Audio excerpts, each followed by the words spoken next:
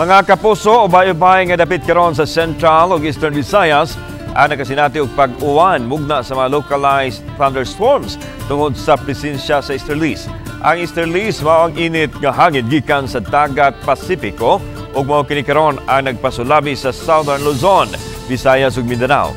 Samtang ang hangin amihan ato apa karon nakapikto sa extreme Northern Luzon.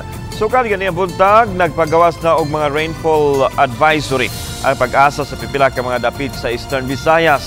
Adunay rainfall advisory sa nga gipagawas ang pag-asa karong adlaw sa lalawigan sa Bohol.